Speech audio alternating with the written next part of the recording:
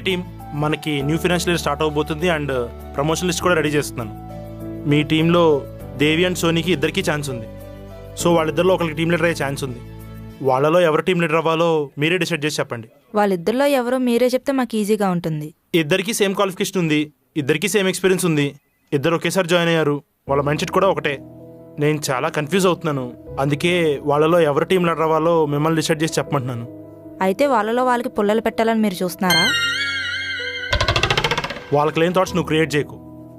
నాకు కొంచెం డిఫికల్ట్గా ఉంది కాబట్టే మిమ్మల్ని డిసైడ్ చేయమని చెప్తున్నాను.